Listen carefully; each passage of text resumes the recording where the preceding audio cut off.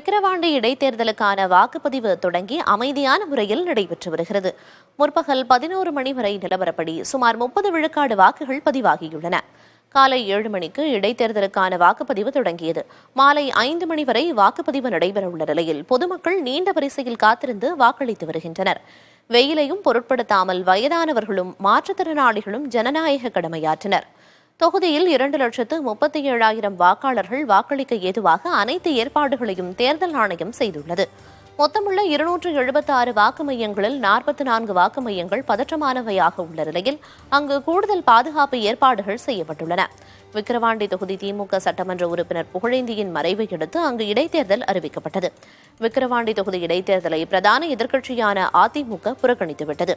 திமுக சார்பில் அன்னியூர் சிவா, பாமக சார்பில் சி. அன்புமணி, நாம் தமிழர் கட்சி சார்பில் அபிநயா மற்றும் சுயேட்சை வேட்பாளர்கள் உட்பட 29 பேர் களத்தில் உள்ளனர்.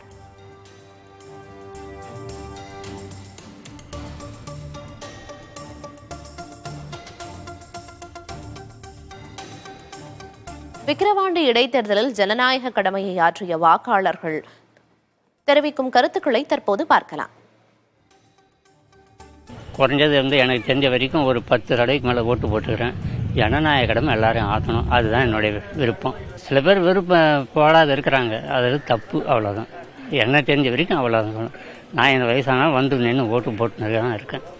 பணம் வாங்கிட்டு தான் போடணுன்றது இல்லை, அது அவங்க என்ன எப்படி யோசிக்கிறாங்கன்னு எனக்கு தெரியல. நான் காசு வாங்கிட்டு போடல, நான் காசு வாங்கிட்டு போட மாட்டேன்.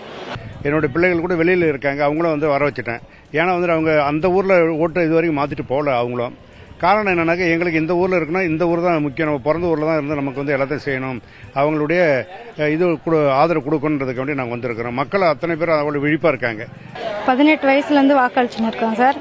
இது மக்களுக்கு நல்ல சேவை செய்வாங்க, நல்லது பண்ணுவாங்கன்ற ஒரு நம்பிக்கையினால நாங்கள் வாக்களிச்சுன்னு இருக்கோம்.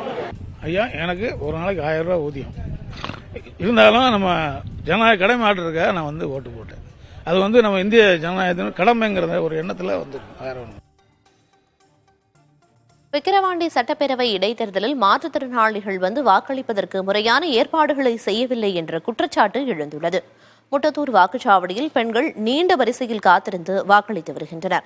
குறிப்பாக முதியவர்கள், மாற்றுத்திறனாளிகள் ஏராளமானோர் வாக்களித்து வரும் நிலையில் அவர்களை அழைத்துச் செல்ல சக்கர நாற்காலி ஒன்று மட்டுமே உள்ளது.